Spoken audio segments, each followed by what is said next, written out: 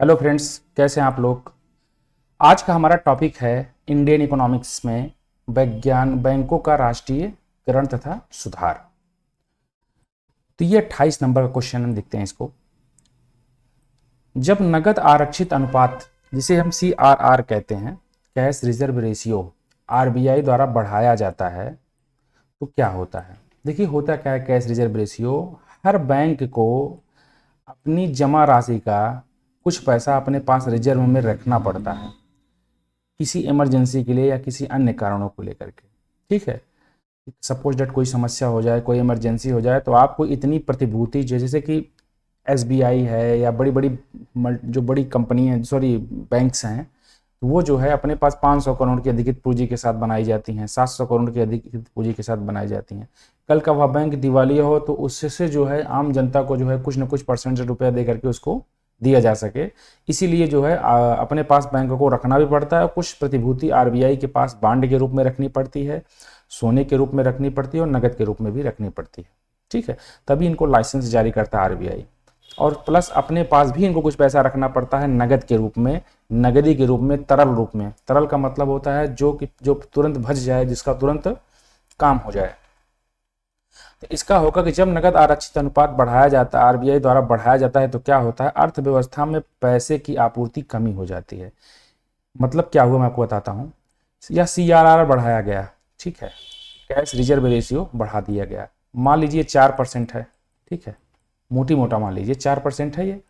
अब इसमें क्या हुआ कि जब देखिए पैसा मार्केट में रहता है, मार्केट में जब पैसा रहेगा तो लिक्विडिटी रहेगी, नगद ज़्यादा रहेगा।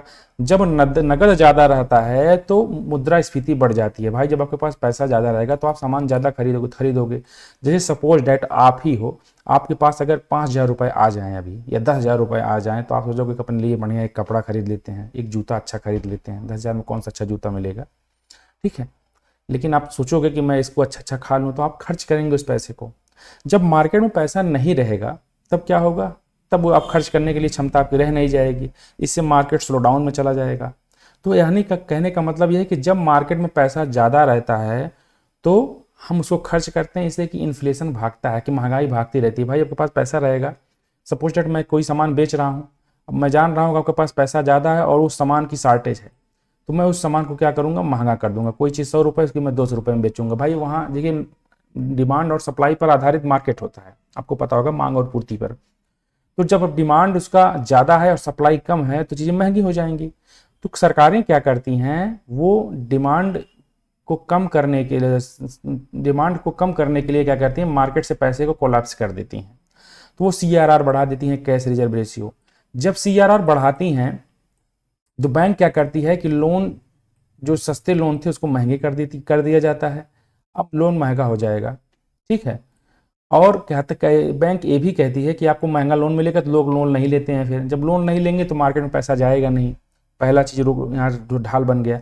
अब बैंक ज़्यादा से ज़्यादा पैसा अपने पास रखना चाहती है, इसलिए कहे कि आम लोगों से कि भैया आपके पास पैसा हो तो आप एक काम करिए, मैं जो आपको 5% FD पर ब्याज दे रहा था उसको मैं 7% दूंगा। अब व्यक्ति सोचे कि भाई हमको जो 5% पर लाभ मिल रहा था FD पर, उसको हम 7% में मिल रहा है, तो क्यों ना बैंक को दे दें, हमारा पैसा भी सुरक्षित रहेगा। तो अब देखिए व्यक्ति क्या किया, जो उसके पास तरल रुपया था जो आप खर्च करते, उसको कहाँ लेके चले गए, बैंक में लेके चले गए। तो बैंक में लेके चले गए तो बैंक जो है उसको अपने पास पैसा रख लिया। अब बैंक जब पैसा रखा उसके पास कैश रिजर्व रेशियो भी बढ़ गया, प्लस मार्केट से इन्फ्लेशन खत्म हो गया।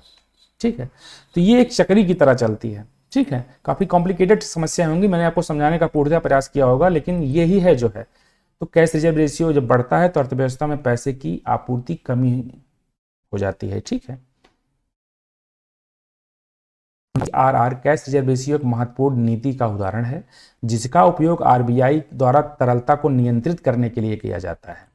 ठीक है, RBI CRR को बढ़ाता है तो बैंकों के पास उधार लेने के लिए धन कम हो जाता है, देने के लिए धन कम हो जाता है। ठीक है, उधार देने के लिए धन कम हो जाता है, इससे उधार लेने की लागत बढ़ जाती है, जिसके परिणाम स्वरूप कम पैसे प्रचलन में आता है। इससे मुद्रास्फीति नियंत्रित हो जाती है।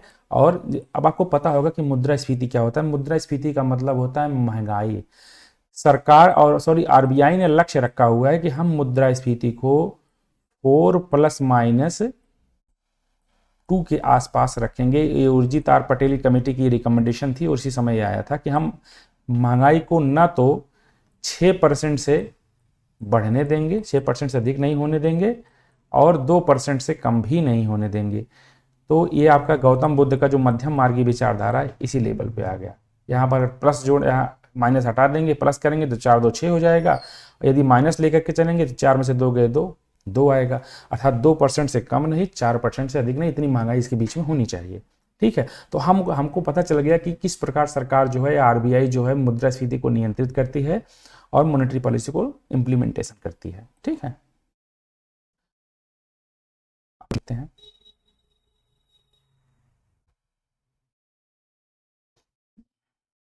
कोई और क्वेश्चन था क्या यहाँ पे? एक सेकंड रुक जाइए। हाँ, एक क्वेश्चन और है, 29 नंबर क्वेश्चन है।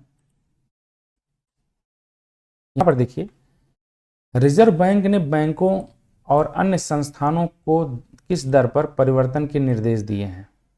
ठीक है, कह रहा है कि आरबीआई जो है बैंकों और अन्य संस्थाओं को किस दर में परिवर्तन का दिशा निर्देश दिया है? फिबोर, मीबोर, लीबोर या शीबोर?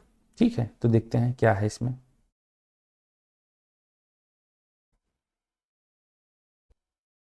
यहां पर उत्तर होगा बी।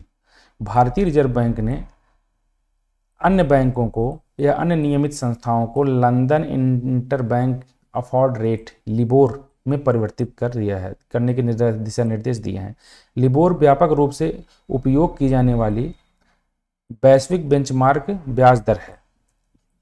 यह औसत ब्याज दर का प्रतिनिधित्व करती है जिस पर बैंकों का अनुमान है कि वे विशिष्ट समय अवधि के लिए लंदन इंटरबैंक मार्केट में एक दूसरे से उधार ले सकते हैं। मतलब लंदन के हिसाब से इन्होंने जो है सारे अपने सिस्टम को बना दिया है। हालांकि आपको पता होगा कि आरबीआई की स्थापना 1934 के तीसरा की वैश्विक मंदी से 1935 में स्थापित हुई थी। ठीक है, ठीक है। 30 नंबर क्वेश्चन देखते हैं। एक सार्वजनिक ऋण कार्यालय डैश के लिए निवेश बैंकर के रूप में कार्य करता है। मतलब कह रहा है कि एक सार्वजनिक ऋण कार्यालय, सार्वजनिक का मतलब होता है पब्लिक ऋण कार्यालय, डैश के लिए निवेश बैंकर के रूप में कार्य करता है। वाणिज्यिक बैंक, सरकार, जनता और आरबीआई। तो सरकार होगी। देखिए, सरकार के पास जब पैसे की जरूरत होती है तो क्या करती है? बांड इशू करती है। ठीक है, आरबीआई के माध्यम से। तो उस बांड को कहता है कि अब देखिए, चूंकि सरकार जो बांड इशू करेगी, जो कहेगी कि भाई उसके पास, आरबीआई के पास पैसे कमी होती है तो कहती है भाई बांड इशू करो, हम जो है इसकी गारंटी दे रहे हैं। तो बड़े बड़े जो मल्टीनेशनल कंपनियां हैं, चाहे देश की हों चाहे विदेशी, उसमें निवेश करना चाहेंगी तो उस बांड को वो खरीद लेती हैं। तब उस सरकार उस पैसे को क्या करती है? इंफ्रास्ट्रक्चर में जो है लगाती है, रोड एंड टेक्सटाइल डिपार्टमेंट में लगाती है, स्टील अथॉरिटी में लगाती है, उससे वहाँ पैसा वो कमाती है, फिर उसको फिर प्रॉफिट के रूप में देती रहती है। तो लोग समझते हैं कि जो हम सरकार के साथ यदि निवेश करेंगे तो हमको कतई घाटा नहीं होगा और गारंटी पूरी मिलेगी। तो यही इसका निवेश है कि बैंकों के रूप में कार्य करता है। तो सरकार प्रबंधन कार्यालय एक स्वायत्त सरकारी एजेंसी है जो सरकार के लिए निवेश बैंकर के रूप में कार्य करती है। ठीक है, सार्वजनिक ऋण की मुख्य स्रोत की सूची सरकारी प्रतिभूति, मैंने आपको बताया ऊपर, राजकोष बिल, टी बिल, बाहरी सहायता, अल्पकालिक ऋण, केंद्र सरकार द्वारा सार्वजनिक ऋण। ठीक है, तो ये मैंने आपको बताया, आपको क्लियर हो गया होगा यहाँ पे। अब इस लेवल के क्वेश्चन आ रहे हैं, आपको देख रहे होंगे यहाँ इकोनॉमिक्स के। 31 नंबर क्वेश्चन देखते हैं। जिस दर पर भारतीय रिजर्व बैंक वाणिज्यिक बैंकों को पैसा उधार देती है, जिस दर पर भारतीय रिजर्व बैंक वाणिज्यिक बैंकों को, वाणिज्यिक बैंक क्या होता है? वाणिज्यिक मतलब हमारा एसबीआई वगैरह, बैंक ऑफ बड़ौदा, ये सब वाणिज्यिक बैंक हैं जो व्यापार करती हैं। वाणिज्य का मतलब होता है व्यापार। ऐसी बैंकें जो व्यापार के ध्येय से आई हुई हैं और वो व्यापार कर रही हैं, उनको वाणिज्यिक बैंक कहते हैं। तो भारतीय रिजर्व बैंक जो है वाणिज्यिक बैंकों को जिस दर पर पैसा उधार देती है उसे हम क्या कहते हैं? तो उसे हम कहते हैं रेपो रेट, रेपो रेट। ठीक है, लेकिन इसमें जो होता है समयावधि का जो होता है वो अंतर होता है। रिवर्स रेपो रेट क्या होता है? रिवर्स रेपो रेट जो होता है ये कम समयावधि के लिए होता है। ठीक है, तो जिस दर पर भारतीय रिजर्व बैंक वाणिज्यिक बैंकों को पैसा उधार देती हैं उसे हम रेपो दर कहते हैं। इसका उपयोग मुद्रास्फीति को नियंत्रित करने के लिए किया जाता है। वर्तमान में आरबीआई के अध्यक्ष अब शक्तिकांत दास नहीं हैं। आप बताएंगे कमेंट में कौन है, 26वें हैं, कौन है, मूर्ति हैं, कौन है, आप बताइएगा। 32 नंबर का क्वेश्चन देखिए रेपो रेट और रिवर्स रेपो रेट, इसमें समय अवधि का अंतर होता है दोनों में, ठीक है। कम समयों के लिए होता है तो रिवर्स रेपो रेट, अधिक समय के लिए होता है तो रेपो रेट। एक बैंक दर भी होता है। बैंक दर वह दर होता है जिस पर सभी वाणिज्यिक बैंकें उधार लेती हैं, उस दर पर, ठीक है।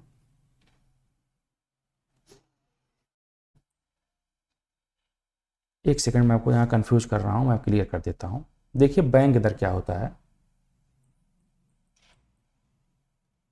बैंक दर वह दर होता है जिस पर सभी वाणिज्यिक बैंक जो होती हैं आरबीआई से एक उस दर पर ऋण लेती हैं कि हमको इतना पैसा दीजिए, हम जो है इसको लगाएंगे, इस दर पर आप हमसे ब्याज लीजिएगा, ठीक है। ये हो गया बैंक रेट, लेकिन इसमें समय अवधि 1 साल का होता है। रेपो रेट क्या होता है? रेपो रेट 1 महीने के लिए लिया जाता है। यह भी जो है एक रेट है जो बैंक आरबीआई का रेट है, और आरबीआई सभी वाणिज्यिक बैंकों पर लगाती है कि हम 3% या 4% जो भी आपका रेपो रेट हो, हम इस दर पर आपको ब्याज देंगे। लेकिन इसमें कंडीशन क्या होती है कि समय जो होता है निर्धारित होता है, 1 माह, 2 माह, 3 माह, ठीक है, ये होता है। रिवर्स रेपो रेट क्या होता है? इसमें सभी वाणिज्यिक बैंकें जो होती हैं अपनी प्रतिभूति, अपने धन को जिस रेट पर आरबीआई के पास रखती हैं। भाई देखिए होता क्या है, अब वाणिज्यिक बैंक हैं, उनके पास जो है पैसा होता है रिजर्व के रूप में 500 करोड़, 600 करोड़, तो उसको आरबीआई के पास रखती हैं, उनके कोष में रखती हैं, ठीक है। तो उनके कोष में रखती हैं तो उस पर कुछ आरबीआई उनको ब्याज देता है, भाई हम इतना % आपको ब्याज दे रहे हैं। उस पैसे का उपयोग जो है आरबीआई इंफ्रास्ट्रक्चर को मेंटेन करने में करती है और सब चीज़ों में करती है। तो उस पर क्या करती है? ब्याज देती है। तो उस ब्याज को क्या कहते हैं? रिवर्स रेपो रेट कहते हैं, ठीक है। मतलब सभी वाणिज्यिक बैंकें जिस दर पर ब्याज प्राप्त करती हैं आरबीआई से, ठीक है। जैसे सपोज डैट आप हो, ठीक है, आप अपनी एफडी दिए बैंक को, तो बैंक द्वारा लगाए, आप समझ लीजिए कि आप बैंक हैं और बैंक जो है ये बैंक वाली आरबीआई है। अब बैंक ने आपको क्या दिया? 7% पर ब्याज दिया। और आप क्या हैं? आप वाणिज्यिक बैंक हैं, ये आरबीआई है। तो ये क्या हुआ? ये हुआ आपका एक निश्चित समय के लिए अगर आप दे रहे हैं, मतलब एक टाइम पीरियड के लिए दे रहे हैं, कम समयों के लिए, तो रिवर्स रेपो रेट हुआ। और बैंक दर में क्या होता है कि इसमें समय अवधि का अंतर होता है और रेपो रेट में समय अवधि का अंतर होता है। फिर कंफ्यूजन बता रहा हूँ। देखिए आरबीआई होती है, आरबीआई जो होती है, अगर बैंकों को पैसे की ज़रूरत होती है तो बैंक आरबीआई के पास आते हैं कि हमको जो है कुछ पैसा दीजिए, हम जाएंगे अपना व्यापार वगैरह करेंगे, नहीं तो हमारी दिक्कत हो जाएगी। तो कहेंगे ठीक है ले लो ब्याज, हमसे रुपया ले लो, ब्याज पे दे दो। तो ये आरबीआई इन बैंकों पर जो ब्याज लगाती है, इशू करती है, उसको हम क्या कहते हैं? बैंक रेट कहते हैं, जिस दर पर। ये बैंक रेट हो गया। अब इसमें होता क्या है कि ये 1 वर्ष के लिए होता है। अब इसमें रेपो रेट क्या हो गया? यदि टाइम ड्यूरेशन 1 माह का हो और 1 माह के लिए इनको पैसा दिया जाता है, उसे हम रेपो रेट कहते हैं। रिवर्स रेपो रेट क्या कहते हैं? ये बैंक है, इसके पास कुछ पैसा होता है और ये पैसा कहाँ, अपनी पैसा जमा कहाँ बैंक करेगी? आरबीआई के पास जमा करेगी। तो आरबीआई इस पर जिस दर से ब्याज देता है इनको, क्या होता है? वो रिवर्स रेपो रेट होता है, ठीक है।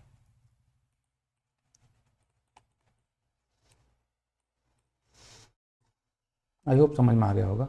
1969 में कितनी प्रमुख निजी बैंकों ने का राष्ट्रीयकरण किया गया था? तो यहाँ होगा 14 राष्ट्रीयकृत बैंकों का राष्ट्रीयकृत किया गया था। 14 जुलाई 1969 को भारत में 14 बड़े बैंकों का राष्ट्रीयकरण किया गया था, जिनकी प्राधिकृत पूंजी 50 करोड़ या उससे अधिक थी। मतलब जिनकी अधिकृत पूंजी जो थी 50 करोड़ से अधिक थी, उनको राष्ट्रीयकृत कर दिया गया था। 1980 में पुनः 6 बैंकों को अनुसूचित बैंकों का राष्ट्रीयकरण किया गया। अनुसूचित बैंक का मतलब क्या होता है कि ऐसी बैंक जो अधिसूचित हों शेड्यूल 6 में, शेड्यूल 6 या शेड्यूल 12 से याद नहीं हमको, उन्हें हम, जैसे कि एसबीआई हुआ और ये अनुसूचित बैंक है। तो 6 अन्य अनुसूचित बैंकों को राष्ट्रीयकरण कर दिया गया था। अनुसूचित बैंक ऐसा बैंक है जो रिजर्व बैंक ऑफ इंडिया या दूसरी अनुसूची में, सॉरी यहाँ दूसरी अनुसूची, शेड्यूल 6 हम बोल रहे थे, या दूसरी अनुसूची है, जो रिजर्व बैंक ऑफ इंडिया की दूसरी अनुसूची में शामिल होती हैं। वर्तमान में भारत में सार्वजनिक अथवा राष्ट्रीयकृत बैंकों की कुल संख्या 12 है। अब कम ज़्यादा हुए होंगे, ये तो पुराना बुक है, ठीक है, तो आप देख लीजिएगा। अनुसूची 2 में या रिजर्व बैंक ऑफ इंडिया में रजिस्टर्ड होते हैं, अनुसूचित बैंक कहते हैं। तो पहले 1969 में 14 अगस्त 1969 में 14 राष्ट्रीयकृत बैंकों का जो है राष्ट्रीयकरण किया गया, फिर 6 राष्ट्रीयकृत बैंकों का 1980 में राष्ट्रीयकरण कर दिया गया था, 6 बैंकों का। और निम्नलिखित में से कौन एक वाणिज्यिक बैंक नहीं है? SSBC, भारतीय state bank, ICICI bank, SIDBI. तो स्मॉल इंडस्ट्रियल डेवलपमेंट बैंक, इसे हम सिडबी कहते हैं। ये आपको पता होगा कि micro small medium enterprises MSME के लिए बनाया गया था। तो देखते हैं, इसमें HSSB भी है, भारतीय स्टेट बैंक भी है, ICICI बैंक है, तीनों जो है ये वाणिज्यिक बैंक हैं, लेकिन ये सिडबी नहीं है। स्मॉल इंडस्ट्रियल डेवलपमेंट बैंक, भारतीय लघु उद्योग विकास बैंक वाणिज्यिक बैंक नहीं है, यह भारत की एक स्वतंत्र वित्तीय संस्था है। इसका उद्देश्य देश में सूक्ष्म, micro small medium enterprises MSME, इसमें होता क्या है कि छोटे जो उद्यमी होते हैं, जो एंटरप्रेन्योर होते हैं, इनको सशक्त करने के लिए इसको बनाया गया है, ठीक है। NBFC होता है, नॉन बैंकिंग फाइनेंशियल कंपनीज होती है, ये भी होती है, आप इसको जान लीजिए। ये भी जो है आपको लोन देने का काम करती है, लेकिन बैंक नहीं है, ठीक है। सूक्ष्म एवं लघु उद्योगों का आर्थिक सहायता उपलब्ध कराता है, ठीक है, तथा लघु उद्योगों के साथ मध्यम उद्योगों के माध्यम ये स्थापना करता है। जबकि HSBC भारतीय स्टेट बैंक, ICICI बैंक वाणिज्यिक बैंक है, ठीक है, इतना हो गया।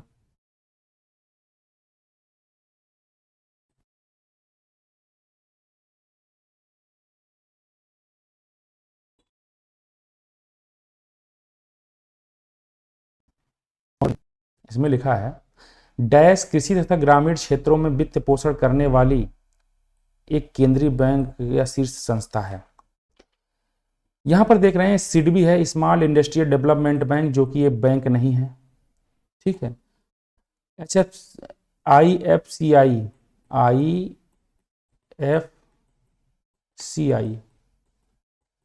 और एक्सिम बैंक, ये भी बैंक है। नाबार्ड जो है ये कृषि के लिए बनाया गया एक संस्था, 1980 या 82 के आसपास बनाया गया था इसको। तो ये देखते हैं, नाबार्ड बैंक तथा ग्रामीण क्षेत्रों में वित्त पोषण प्रदान करने के लिए वाली एक केंद्रीय संस्था है। भारतीय रिजर्व बैंक के कृषि ऋण कार्यों और तत्कालीन कृषि पुनर्वित्त और विकास निगम ARDC को पुनर्वित्त कार्यों को अंतरित कर 12 जुलाई 1982 को अस्तित्व में आया था। मतलब कृषि क्षेत्रों में यदि आप ब्याज लोन लेना चाहते हैं और सब चीज़ लेना चाहते हैं तो ग्रामीण क्षेत्रों में आप नाबार्ड के माध्यम से ले सकते थे, ठीक है, और ले सकते हैं। 1982 में इसकी स्थापना हुई थी।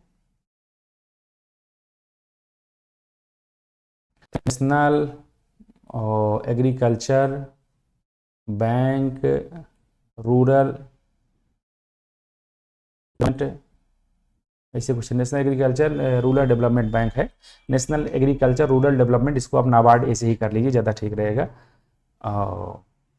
कोई चिंतालू करके थे, अब पता नहीं कौन है इसके अध्यक्ष। 35 नंबर है क्वेश्चन, देखते हैं। निम्नलिखित में से किस अधिनियम ने बैंकों के राष्ट्रीयकरण के लिए शर्तें निर्धारित की थी? तो बैंकिंग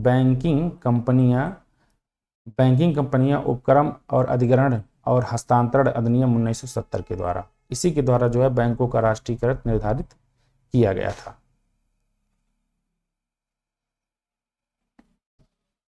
भारत सरकार द्वारा प्रशासनिक नियंत्रण एवं वित्तीय अनुशासन के उद्देश्य से वर्ष 1969 में 14 बैंकों का तथा 1980 में 6 अन्य अनुसूचित बैंकों का राष्ट्रीयकरण कर दिया गया था। बैंकों का यह राष्ट्रीयकरण बैंकिंग कंपनियां उपक्रम अधिग्रहण और हस्तांतरण अधिनियम 1970 की शर्तों को तहत निर्धारित किया गया था। देखिए हुआ क्या था इस समय, आपको पता होगा कि इस समय इंदिरा गांधी जी 1969-70 में थी, और 1971 के आसपास आपको पता होगा कि 1971-72 में हमारा युद्ध हुआ था किससे? पाकिस्तान से। अमेरिका इस समय जो है विरोध कर रहा था भारत का, और यूएसएसआर इस समय अस्तित्व में था, सोवियत यूनियन, ठीक है। तो सोवियत यूनियन में आपको पता होगा कि सारी चीज़ें वो सरकार के अंतर्गत रहती थी, वो समाजवादी विचारधारा पर जो है अग्रसर हो रहा था, और ये पूंजीवादी विचारधारा पर अग्रसित हो रहे थे।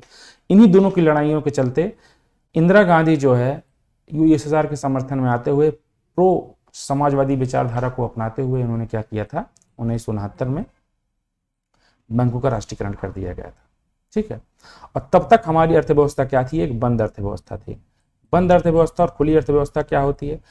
बंद अर्थव्यवस्था उस अर्थव्यवस्था को कहते हैं जिसमें बाहर के देश जो है व्यापार नहीं करेंगे, क्योंकि भारत कैसे करता? भारत अगर करता तो भारत को डर था कि कहीं हमको हमारे साथ फिर हम न गुलाम बन जाएं, क्योंकि गुलाम व्यापार के माध्यम से ही हम लोग बने थे, इसलिए हमारी अर्थव्यवस्थाएं बंद थी। और अमेरिका लगातार ये दबाव बना रहा था कि आप एलपीजी रिफॉर्मेशन लेके आइए, लिबरलाइजेशन, प्राइवेटाइजेशन और ग्लोबलाइजेशन, लेकिन भारत ला नहीं रहा था। तो अमेरिका ने जो है भारत के ऊपर दबाव बनाने के लिए उसके रिजर्व को खत्म करने के लिए रणनीति रची थी। 1991 में हमारी फॉरेक्स रिजर्व खत्म भी हो गई थी, हमको सोना भी रखना पड़ा था जाकर के इंग्लैंड में, तब हमको कुछ फॉरेक्स रिजर्व बड़े बड़े थे, अपना जो है फिर हम विमुद्रीकरण किए थे अपनी पैसे का, ठीक है। तो ये सब चीज़ें थी, हम लोग झंझट झेल रहे थे। तो हमारी अर्थव्यवस्था 1991 में खोली गई, जिसे हम एलपीजी रिफॉर्मेशन कहते हैं। और उस समय थे पीवी नरसिम्हा राव प्रधानमंत्री थे, और हमारे मनमोहन सिंह जी थे वो वित्त मंत्री थे, ठीक है। तो इस दौरान ये कंडीशंस हो रहे थे, आपको मैं पैरेलली लेकर के चल रहा हूँ कि उस समय सरकार की क्या नीतियां थी और ये क्या चल रहा था यहाँ पे। चलते हैं, निम्नलिखित में से कौन सी संस्था भारत में मौद्रिक नीति बनाती है? तो यहां होगा आरबीआई।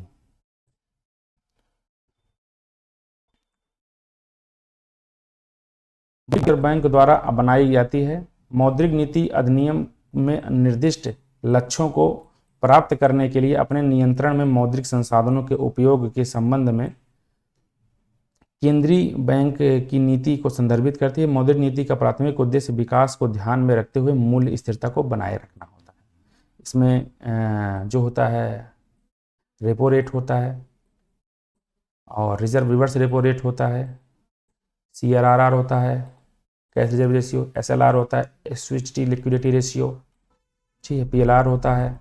बहुत सी चीज़ें होती हैं, ये टूल्स होते हैं जिसके माध्यम से ये कवर अप करते हैं और मुद्रास्फीति को नियंत्रित करते रहते हैं।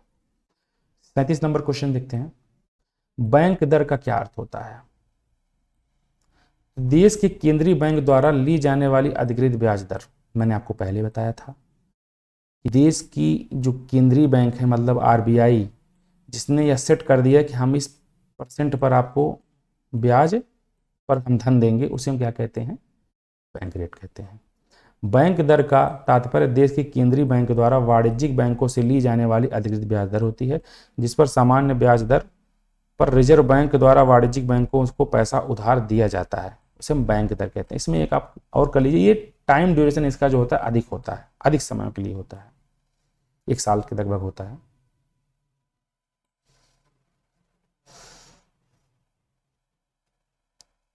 अड़तीस नंबर क्वेश्चन देखते हैं,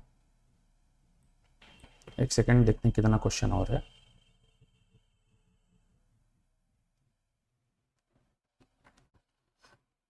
तो 38 नंबर हम कल देखेंगे, जो कि आज टाइम कम है। तो आशा करता हूं आपको क्लास पसंद आई होगी।